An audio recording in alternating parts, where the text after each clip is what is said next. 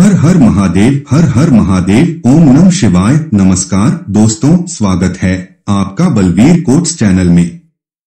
प्रिय दोस्तों, आज हम आपको एक ऐसी कथा का श्रवण करने जा रहे हैं जो सुनने मात्र से आपके जीवन में सुख, संपत्ति और धन की वर्षा होगी।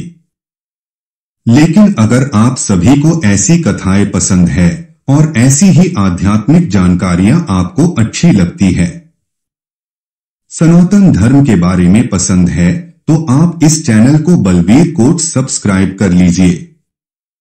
हर हर महादेव, हर हर महादेव।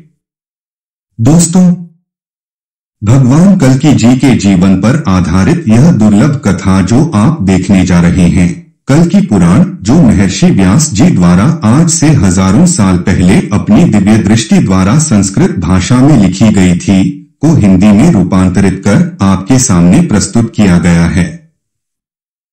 अगर आप वाकई में भगवान कल्कि अवतार के बारे में सही और सत्य जानकारी प्राप्त करना चाहते हैं, तो आप बिल्कुल सही जगह पर हैं। इस प्रस्तुति में हम जानने वाले हैं कि कब और कहां भगवान कल्कि और हनुमान जी का मिलन होगा। कौन होंगे वो 7 चिरंजीवी जो भगवान कल्कि के साथ होंगे, और साथ ही जानेंगे भगवान कल्कि जी कैसे कलयुग का अंत करेंगे और सतयुग की स्थापना। तो दोस्तों, बिना कुछ देंगी के वीडियो को शुरू करते हैं। उससे पहले अगर अभी तक आपने हमारे चैनल बलवीर कोट्स को सब्सक्राइब नहीं किया तो कर दे, ताकि भगवान कल्कि जी की ऐसी ही जानकारी हमको और आपको प्राप्त होती रहेगी। हिंदू धर्म ग्रंथों में इस बात का वर्णन मिलता है कि जब जब इस धरती पर पाप और अन्याय बढ़ा है, तब तब भगवान विष्णु किसी न किसी रूप में धरती पर पापियों का विनाश करने के लिए प्रकट हुए हैं। वामन अवतार, नरसिंह अवतार, मत्स्य अवतार, राम अवतार, कृष्ण अवतार, ये सभी इस बात के प्रमाण हैं। भगवान विष्णु के 10 अवतारों का उल्लेख शास्त्रों में मिलता है, जिनमें उन्होंने अब तक 9 अवतार लिए हैं। लेकिन कल युग में उनका अंतिम अवतार होना भी बाकी है। ऐसा माना जाता है कि जब कलयुग अपने चरम सीमा पर पहुंच जाएगा, तब भगवान विष्णु कल्कि अवतार लेकर कलयुग का अंत करेंगे और फिर धर्म युग की स्थापना करेंगे। कल्कि अवतार आज भी लोगों के लिए एक रहस्य है। मेरे प्रिय बच्चे, तुम्हारी भी कोई इच्छा हो और तुम अपनी इच्छाओं को जल्दी से जल्दी पूरा करना चाहते हो, तो अब भी टाइप करें महादेव जी का भाग्यशाली अंक 333। हर हर महादेव। हर कोई जानना चाहता है कि भगवान विष्णु अपना कल्कि अवतार कब लेंगे, कहां लेंगे और उनका स्वरूप क्या होगा, उनका वाहन क्या होगा। ऐसे तमाम सवालों के जवाब श्रीमद् भगवत गीता में मौजूद है। श्रीमद् भगवत गीता में श्री कृष्ण ने कहा है कि जब जब धर्म की हानि होती है और अधर्म और पाप का बोलबाला होता है, तब तब धर्म की स्थापना के लिए वो अवतार लेते हैं। श्रीमद् भगवत पुराण के 12वें स्कंद में लिखा है कि भगवान का कल्कि अवतार कलयुग के अंत और सतयुग के संधिकाल में होगा।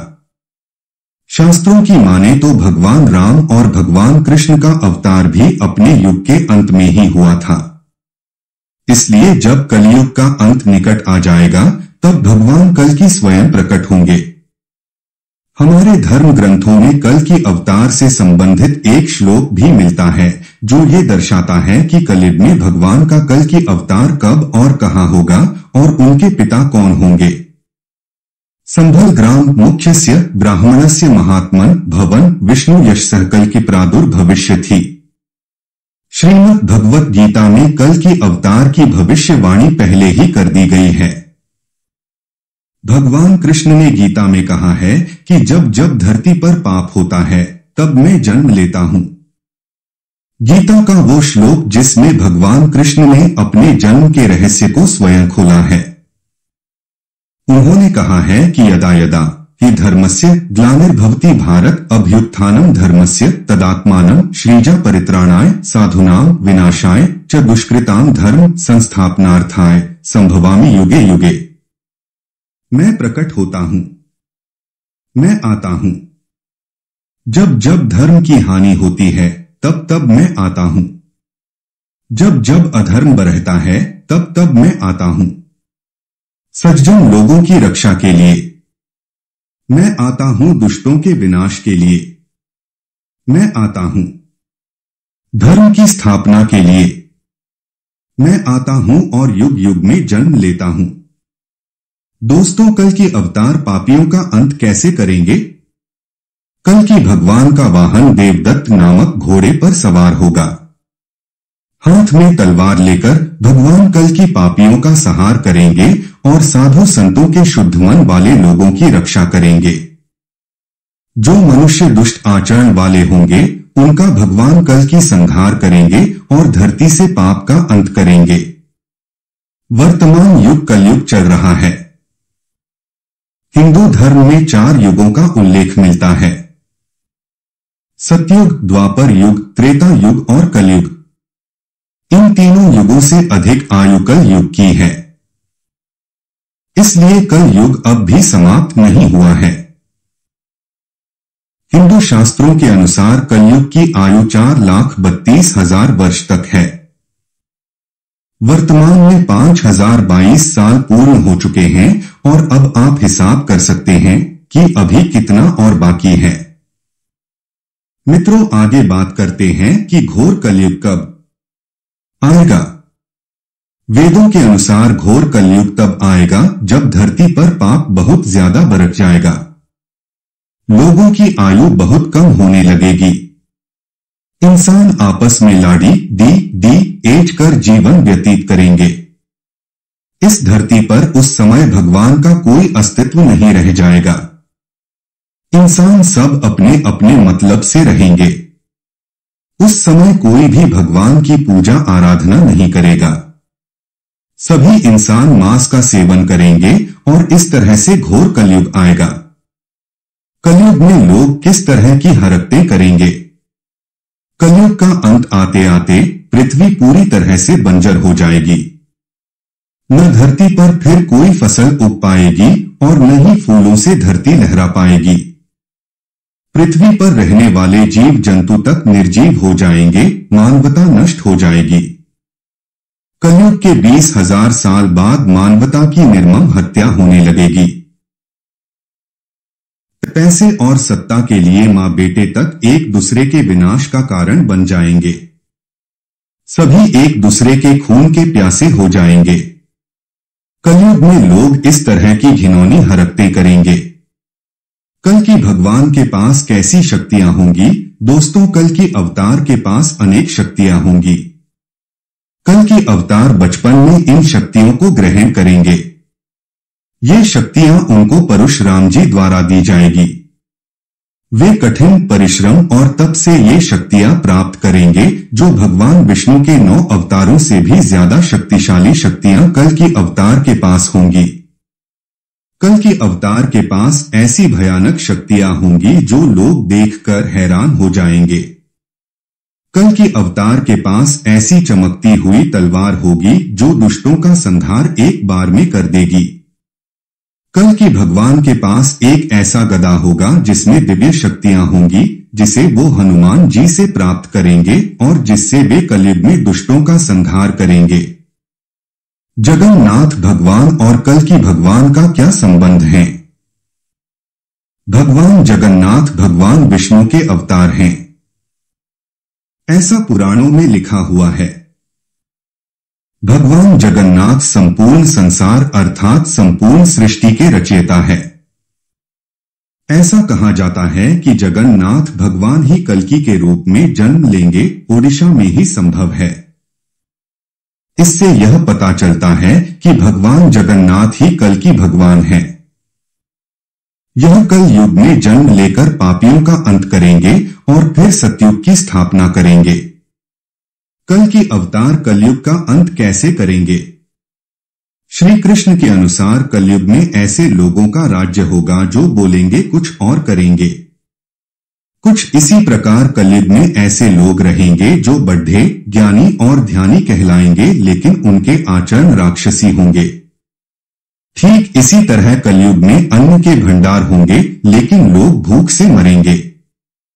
कलयुग में जब पाप अपने चरम पर पहुंच जाएगा और पृथ्वी से धर्म समाप्त हो जाएगा, तब भगवान कल की अवतार लेंगे और इस धरा को पापों से मुक्त करेंगे और उसके बाद जो नया युग आएगा वो सतयुग कहलाएगा। अर्थात सृष्टि युग परिवर्तन का 22वां चक्र पूरा करके 23वें चक्र में प्रवेश करेगी और फिर से नया युग आरंभ होगा जो सतयुग के नाम से जाना जाएगा। कल युग में कौन सा राक्षस जन्म लेगा? कलयुग का राक्षस कली पुरुष होगा। उसके पास बहुत सी शक्तियां होंगी। घोर कलयुग आने पर उसकी शक्तियां और अधिक बढ़ जाएंगी। उसके पास इंसानों को अपने बस में करने की शक्ति भी होगी। कली पुरुष कल की अवतार से भी ज्यादा शक्तिशाली होगा। कली पुरुष अभी भौतिक रूप में नहीं आया है, परंतु वो अपनी शक्तियों से इंसान पर काबू भी पा सकता है और कलयुग के अंत में वो भौतिक रूप में भी आ जाएगा। तब वो पाताल लोक से असुरी शक्तियों को आजाद करके इंसानों पर राज्य करेगा। तब भगवान विष्णु का कल के अवतार होगा, जो 64 गुणों से युक्त होगा। वे एक माहिर योद्धा होंगे जो अब तक के सबसे शक्तिशाली राक्षस कली पुरुष से लड़ेंगे और इंसानों को उसके प्रभाव से मुक्त करेंगे। परंतु इस युद्ध में कली पुरुष की तरफ से इंसान लड़ेंगे क्योंकि तब तक धर्म पूरी तरह से नष्ट हो चुका होगा। इंसान भगवान को पहचान नहीं पाएंगे, परंतु अंत में सब कुछ ठीक हो जाएगा और सतयुग प्रारंभ होगा। कलयुग का देवता कौन होगा? कलयुग के देवता हनुमान जी होंगे, क्योंकि भगवान श्री राम ने उन्हें वरदान दिया था कि जहां जहां भगवान राम का सुमिरन होगा तुम्हारा वहीं प्रवास होगा।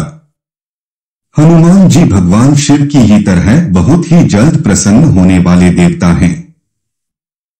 हनुमान इस कलयुग में सबसे ज्यादा जागृत और साक्षात देव हैं। कलयुग में हनुमान जी की भक्ति लोगों को दुख और संकट से बचाने में सक्षम होगी। माना जाता है कि आज भी जहां श्री राम का पाठ पूजन होता है वहीं पर किसी न किसी रूप में भगवान हनुमान अवश्य पहुंच जाते हैं। मेरे प्रिय बच्चे, तुम्हारे भी कोई इच्छा हो और तुम अपने इच्छाओं को जल्दी से जल्दी पूरा करना चाहते हो तो अब भी टाइप करें महादेव जी का भाग्यशाली अंक 333 हर हर महादेव। कलयुग सभी युगों में श्रेष्ठ क्यों माना जाता है? एक दिन महाशय व्यास गंगा नदी में स्नान कर रहे थे।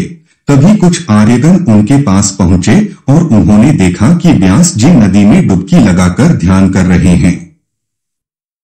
यह देखकर वे ऋषिगंधी के तट पर एक वृक्ष के नीचे बैठ गए। फिर कुछ समय के बाद महर्षि व्यास जब ध्यान से उठकर जल में खड्डे हुए तब वे कहने लगे कि युगों में कलयुग वर्णों में शूद्र और इंसानों में स्त्री श्रेष्ठ है। तब फिर व्यास जी ने इसका उत्तर देते हुए ऋषिगणों को बताया कि हे ऋषिगण, जो फल सतयुग में मनुष्य 10 वर्ष तपस्या ब्रह्मचर्य आदि करने से मिलता है वो फल मनुष्य त्रेता युग में 1 वर्ष और द्वापर युग में 1 महीने में और कलयुग में 1 दिन में प्राप्त कर सकता है। इसी कारण कलयुग सबसे श्रेष्ठ युग है। सतयुग कैसा होगा? दोस्तों, सतयुग की अवधि 17,28,000 वर्ष होगी। इस युग में मनुष्यों की आयु 4,000 से 10,000 वर्ष होगी। पृथ्वी लोक पर फिर से धर्म का बोलबाला होगा। मनुष्य भौतिक सुख की जगह मानसिक सुख पर बल देगा। मनुष्य में एक दूसरे के लिए नफरत नहीं होगी, चारों ओर प्यार ही प्यार होगा। मानवता की पुनः स्थापना होगी। मनुष्यों को परम ज्ञान की प्राप्ति होगी।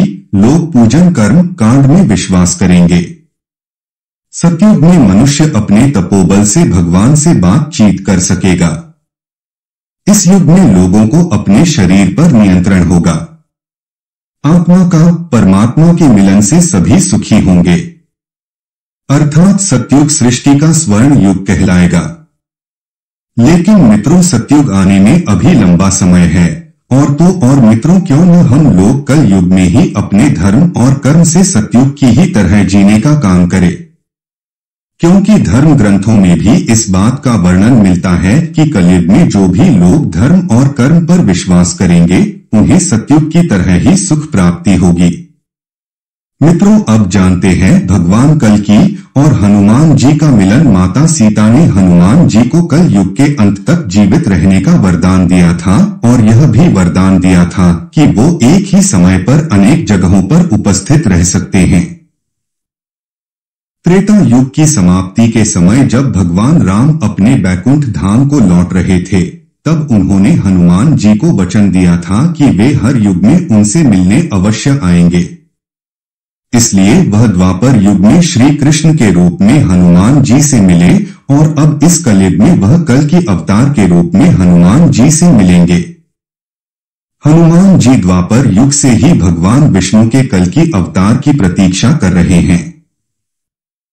इस धरती पर जहां भी श्री राम नाम का सुमिरन किया जाता है वहां वीर बजरंग बली अवश्य पहुंचते हैं, फिर वे चाहे किसी भी रूप में पहुंचे। जो हनुमान जी का सच्चा भक्त होता है वह उनकी उपस्थिति को महसूस कर सकता है और जो भी इस कलयुग में हनुमान जी की सच्चे मन से आराधना करता है, हनुमान जी अवश्य ही उसके सभी संकटों को हर लेते हैं। त्रेता युग में ऋषि मुख पर्वत के पास अंजनी पर्वत पर हनुमान जी अपने पिता के साथ रहते थे।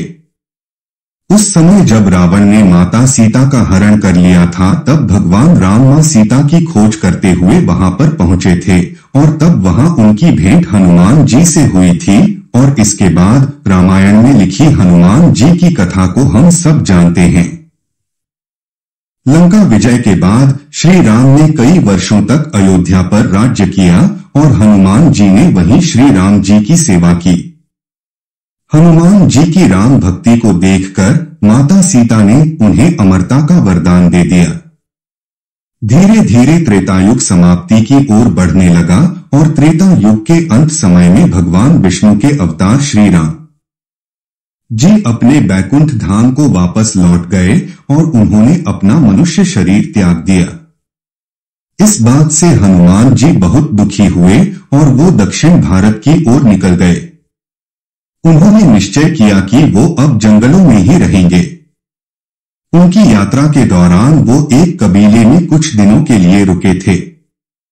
इस कबीले के लोगों ने हनुमान जी की बहुत सेवा की और उनकी सेवा भक्ति से प्रसन्न होकर हनुमान जी ने उन्हें आत्मज्ञान दिया। आत्मज्ञान वह दिव्य ज्ञान होता है जिससे आपको अपने वर्तमान, भविष्य और भूतकाल सबका पता चल जाता है। उस कबीले के लोगों ने हनुमान जी से यह आग्रह किया कि वापस लौटकर उनकी आने वाली पीढ़ियों को भी आत्मज्ञान देंगे। तब हनुमान जी ने कबीले के लोगों को वचन दिया कि वे हर 41 साल में उनसे एक बार मिलने आएंगे और उनकी आने वाली पीढ़ियों को आत्मज्ञान देंगे। बहुत सालों तक इस कबीले के बारे में किसी को कुछ नहीं पता था, लेकिन कुछ सालों पहले ही इस कबीले के बारे में जानकारी मिली है। उस कबीले के लोगों ने बताया कि हर 41 साल के बाद एक बानर रूपी आदमी हमारे कबीले में आता है। उस कबीले के पास से संस्कृत भाषा में लिखे ताम्रपत्र भी मिले हैं। पूरी दुनिया से हटकर रहने के बावजूद भी इस कबीले के लोगों का रहन सहन, संस्कृति और बुद्धि किसी संत से कम नहीं है। उसके बाद द्वापर युग में भगवान श्री कृष्ण के रूप में हनुमान जी से मिले थे। महाभारत ग्रंथ को पढ़ने पर पता चलता है कि हनुमान जी महाभारत के समय भी श्री कृष्ण के साथ थे। महाभारत के युद्ध में श्री कृष्ण के कहने पर हनुमान जी ने अप्रत्यक्ष रूप से अर्जुन के रथ पर विराजमान रहकर पूरे युद्ध के दौरान अर्जुन की रक्षा की थी। अगर हनुमान जी अर्जुन की रक्षा नहीं करते तो कर्ण उन्हें कब का मार देता। द्वापर युग की समाप्ति के बाद इस कलयुग में भी हनुमान जी के जीवित होने के साक्षात प्रमाण मिलते हैं और इस कलयुग में पुनः हनुमान जी और भगवान कल्कि का मिलन होगा। सन 1600 में तुलसीदास जी के समय हनुमान जी ने उन्हें साक्षात दर्शन दिए थे और उन्हें रामायण लिखने के लिए प्रेरित किया था। हनुमान जी ने उन्हें भी दिव्य ज्ञान प्रदान किया था। जिससे वे उस काबिल बन पाए और उन्होंने रामायण जैसे महाग्रंथ की रचना की। चलिए अब जानते हैं इस कलयुग में कैसे होगा भगवान कल्कि और हनुमान जी का मिलन। कल्कि पुराण के अनुसार भगवान कल्कि बौद्ध सेना पर विजय प्राप्त कर पिकटपुर से चक्र तीर्थ पहुंचेंगे और वहां पर तीर्थ में स्नान कर अपनी सेना सहित वहीं कुछ समय के लिए निवास करेंगे। तब वहां भगवान कल्कि ने कुछ मुनियों को आते हुए देखा जो बहुत डरे हुए थे।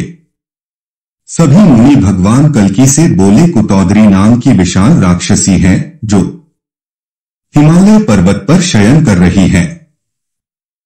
उसकी अत्यंत विषैली श्वास वायु से हम सब पीड़ित हो रहे हैं।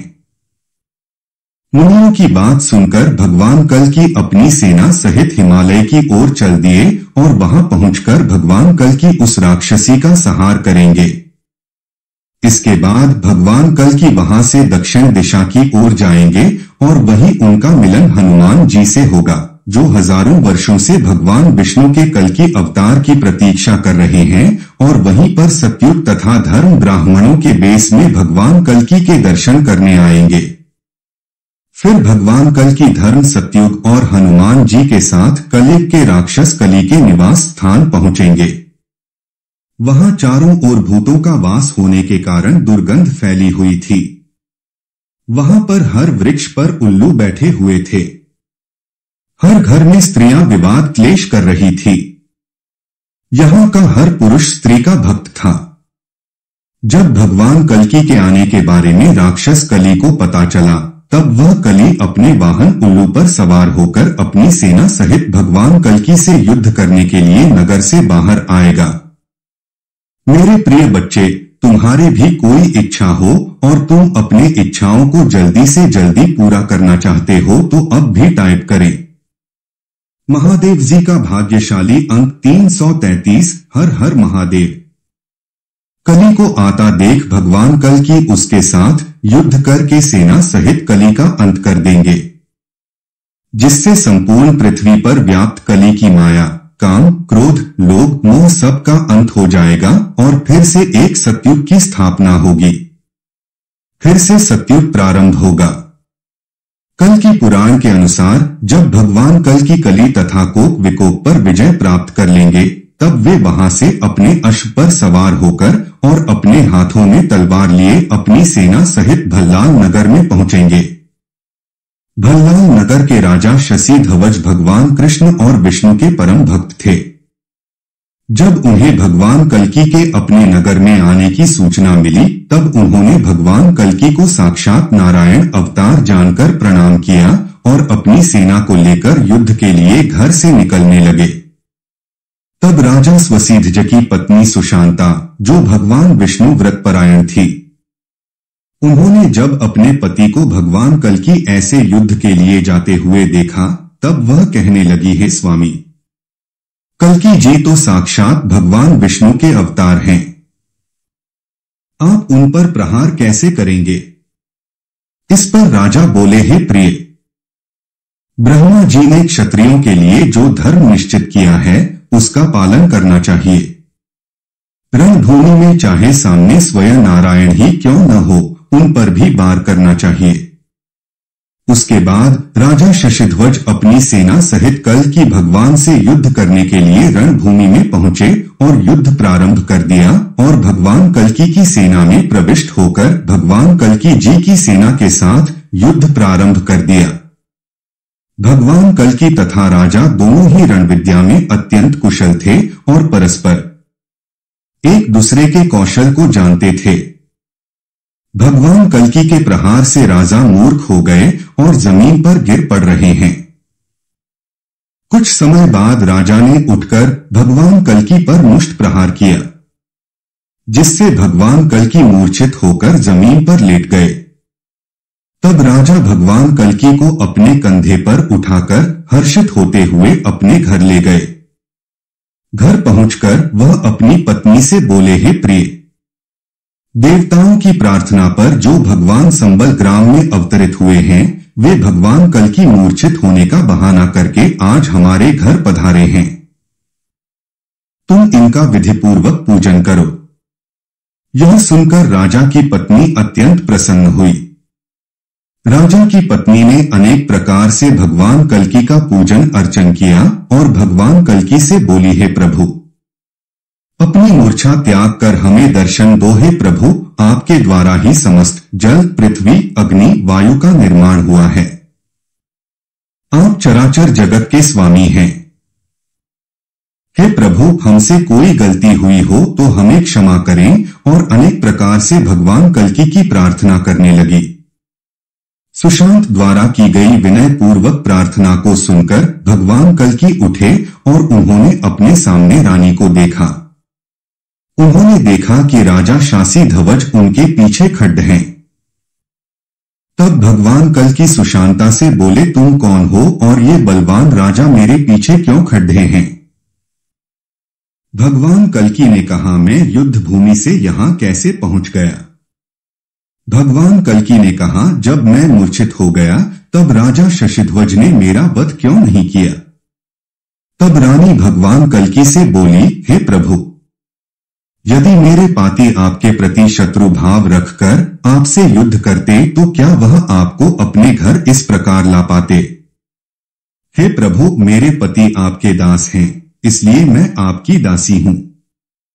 इस प्रकार आप प्रसन्न होकर स्वयं यहां पधारे हैं। इस प्रकार भगवान कल्की राजा से बोले, हे राजन, आपने मुझे सभी प्रकार से जीत लिया है। आपकी क्या इच्छा है?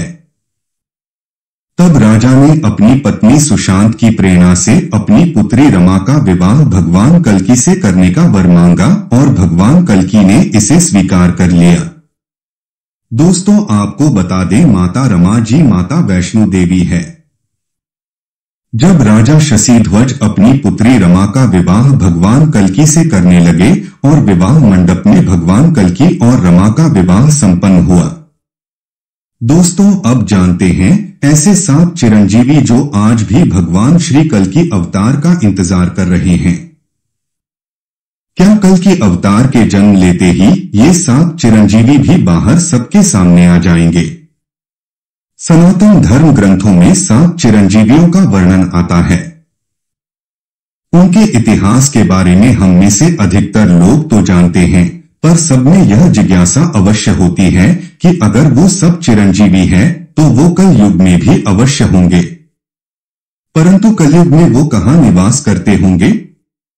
तो चलिए मित्रों, जानते हैं कौन कौन है ये 7 चिरंजीवी।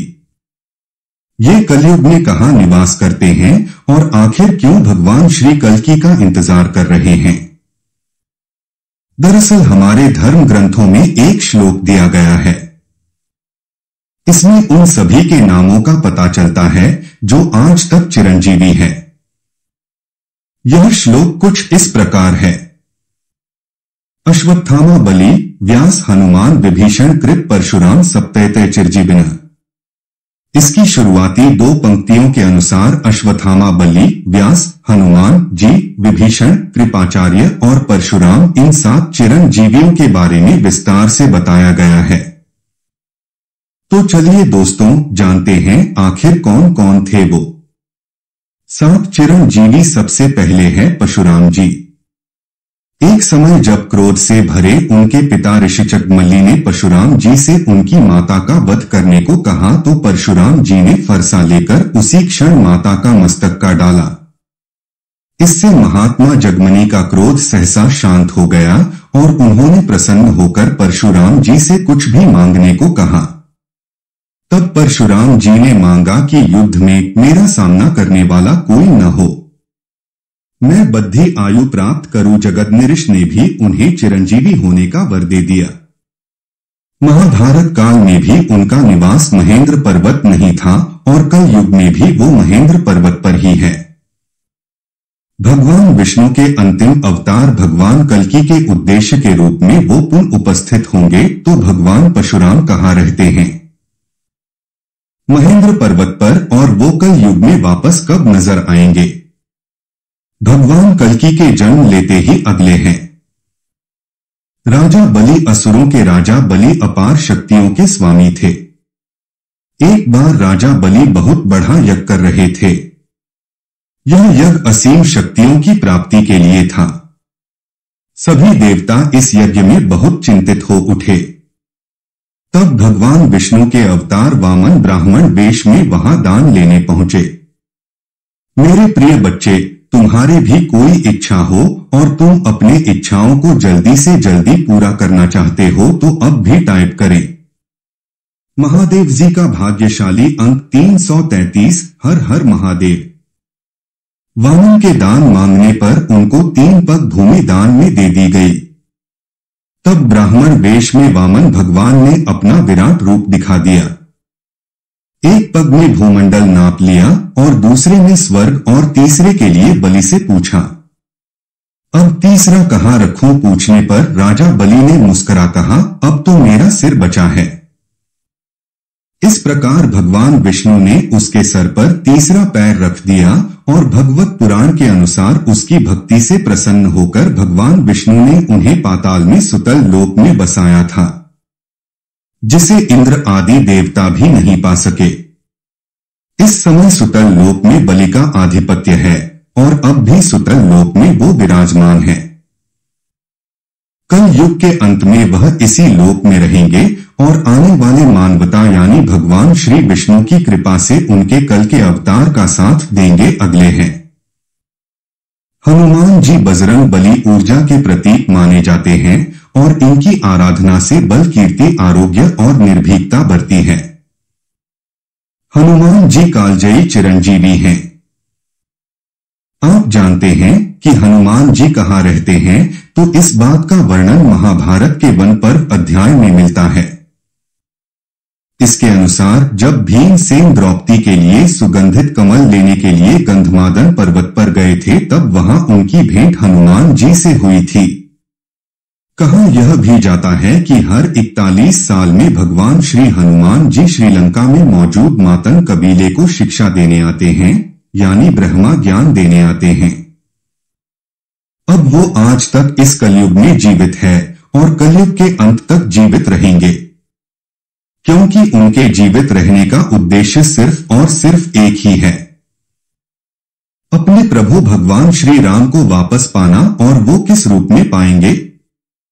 वो पाएंगे भगवान श्री कल्कि के रूप में। अगले हैं विभीषण रावण के छोटे भाई थे और अपने भाई के ही विरुद्ध जाकर उन्होंने भगवान श्री राम का साथ दिया था।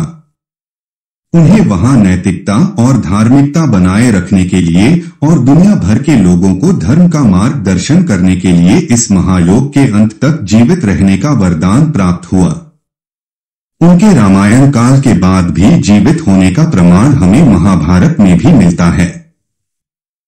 युधिष्ठिर के राजस्व यज्ञ के दौरान सहदेव विभीषण से मिले थे और विभीषण ने सहदेव को उपहार भी दिए थे।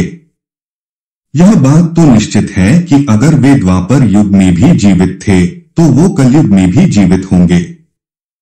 इसलिए वो कहाँ रहते हैं, इस बारे में कोई जानकारी नहीं है। लेकिन हाँ, उनके भी जीवित रहने का एक ही उद्देश्य है, ताकि वो धर्म का मार्गदर्शन कर सके और भगवान श्री कल्कि की सहायता कर सके।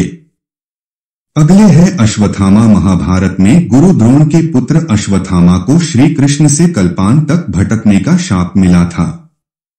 कोई कहता है वह मध्य प्रदेश के 80गढ़ किले में आज भी मौजूद है और यह भी कहा जाता है कि वो भगवान श्री कल्कि का इंतजार कर रहे हैं।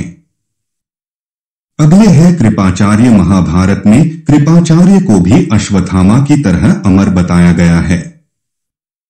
ये कौरवों और पांडवों के कुल गुरु थे और इनकी बहन का नाम कृपि था, जिसका विवाह द्रोणाचार्य से हुआ था। इसलिए यह अश्वत्थामा के मामा हैं। महाभारत युद्ध में कृपाचार्य ने कौरवों का साथ देते हुए पांडवों के विरुद्ध युद्ध किया था, लेकिन कृपाचार्य को अमृतत्व का वरदान प्राप्त है।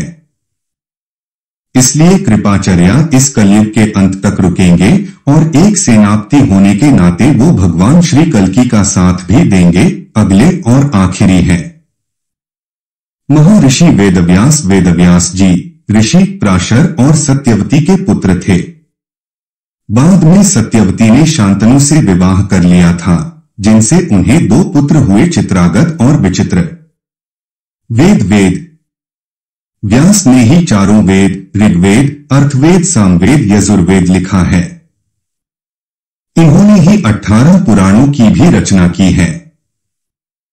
यानी कि अगर देखा जाए तो यह हमारे लेखक हैं जो अंत तक यानी कल युग के अंत तक जीवित रहेंगे, सिर्फ और सिर्फ इसीलिए ताकि भगवान श्री कल्कि के जीवन चरित्र के बारे में भी विस्तार से लिख सके कि उन्होंने किस तरह कली पुरुष का अंत किया और उनका साथ देने कौन कौन आया, ताकि आने वाले कलयुग से सतयुग की तरफ जब हम जाएं तो सतयुग में इस बात की चर्चा हो कि आखिर किस तरह से कल्कि अवतार ने धर्म की स्थापना की थी। दोस्तों, कल्कि जी की आज की कथा में बस इतना ही। जय श्री कल्कि भगवान। इस वीडियो को बोलते समय कोई त्रुटि हो तो हम क्षमा चाहते हैं। हर हर महादेव, हर हर महादेव। दोस्तों, उम्मीद करते हैं आज की वीडियो से आपको लाभ अवश्य होगा। वीडियो आपको अच्छी लगी हो तो लाइक कर दीजिए और ज्यादा से ज्यादा इस वीडियो को अपने फैमिली और दोस्तों के साथ शेयर कीजिए। चैनल पर पहली बार आए हैं तो चैनल बलबीर कोट्स को सब्सक्राइब कर लीजिए और बेल बटन को भी प्रेस कर लीजिए। इससे ये होगा कि इस तरह की सभी वीडियोस के नोटिफिकेशन आपको सबसे पहले मिलेंगे। महादेव जी का पूर्ण आशीर्वाद पाने के लिए कमेंट में अभी टाइप करें हर हर महादेव, हर हर महादेव, हर हर महादेव। ओम नमः शिवाय। नमस्कार दोस्तों।